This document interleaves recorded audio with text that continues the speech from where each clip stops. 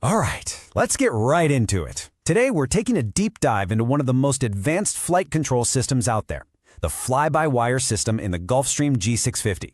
We're going to break down exactly how this incredible piece of engineering works, from the pilot's touch all the way to the control surfaces on the wings and tail. So this is really the big question we're tackling today.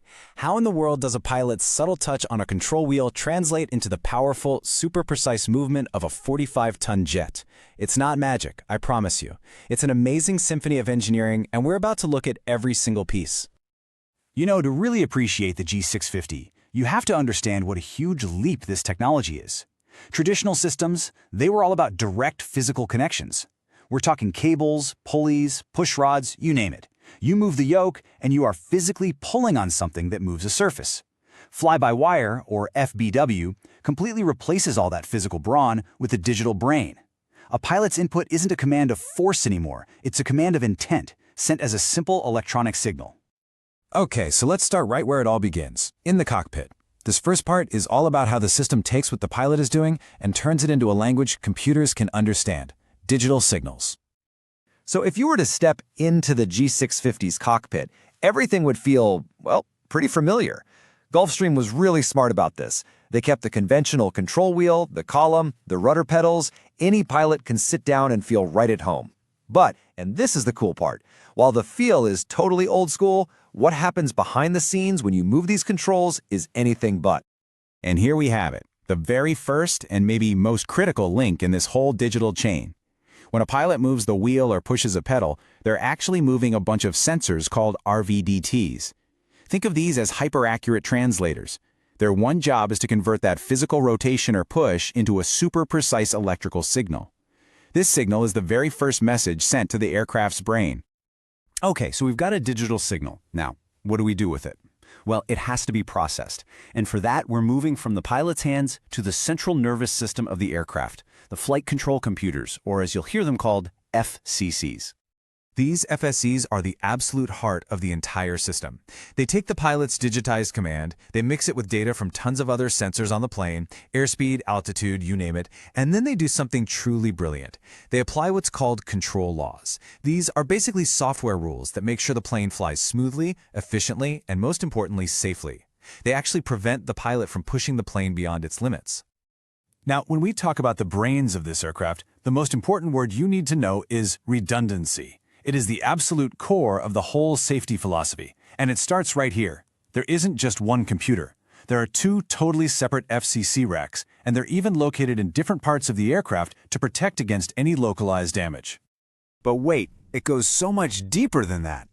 Inside each of those two racks, there are two independent channels, an A and a B. So that's a total of 4 primary control channels. And to make sure a single tiny flaw can't take down the whole system, Channel A and Channel B are built with dissimilar hardware. They're designed differently, on purpose.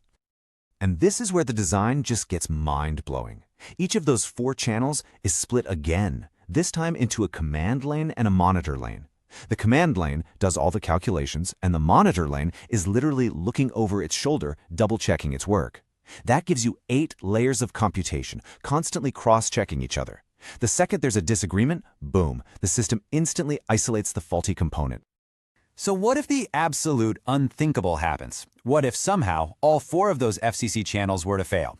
Well, even then, the system has one last ace up its sleeve, the Backup Flight Control Unit, or BFCU. This is a totally separate, much simpler computer with just one job: to provide basic, get-home-safe flight control. It is the ultimate safety net. So we have the pilot's intent. It's been digitized, and it's been processed by this massively redundant brain. Now, how does that digital command turn back into actual physical force to move the big control surfaces? Let's follow that signal out to the wings and the tail. The command from the FCC doesn't go straight to the muscle, so to speak. It travels along data buses to something called a Remote Electronics Unit, or REU. And these are located right next to the control surface they manage. You can think of the REU as a local foreman. It takes the order from the main office, the FCC, and directly tells the hydraulic system what to do, which then sends hydraulic pressure to the actuator. And that actuator is what provides the real muscle. And just like the computers, the muscles have backups too. There are 2 main types of these actuators. The standard one is the EHSA. But critical surfaces also have what's called an EBHA, an electrical backup hydraulic actuator. So if the plane somehow loses its main hydraulic systems, the EBHA can use its own self-contained electric motor and fluid to keep right on working. It's just another amazing layer of redundancy. But the real genius of this system isn't just about moving one surface for one input. Its true intelligence lies in how it coordinates multiple surfaces, all working together to achieve what the pilot wants in the most efficient way possible. So, for example, when the pilot asks for a roll, it's not just the ailerons that move. The FCC is smart enough to know it can get a smoother, more efficient roll by also using the spoilers on the top of the wing. For pitch, it coordinates both the elevators and the entire horizontal stabilizer. It's like a constant computed ballet of aerodynamic surfaces happening every second. The spoilers are just a perfect example of this intelligence. I mean, think about it. In the air, they help with roll control, and they also act as speed brakes if the pilot needs to slow down. But the moment the wheels touch the ground, the FCC automatically deploys all of them as ground spoilers, which just dumps the lift from the wings and makes the brakes way more effective. One set of surfaces, 3 totally different and critical jobs, all managed by the computers.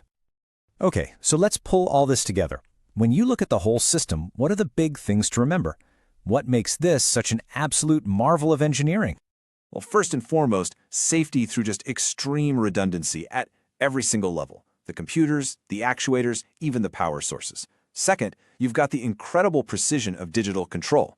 Third, the intelligence of those control laws, which give the pilots protections against things like stalls and high-speed events. All of this makes the pilot's job easier, and it creates a smarter, more capable, more efficient aircraft. This quote from Gulfstream really just says it all, doesn't it? It perfectly captures that core loop. The brain processes data using its rules, sends commands to the local controllers, which then direct the muscles. That, right there, is the essence of the G650's fly-by-wire system. And that just leaves us with a really fascinating question to think about.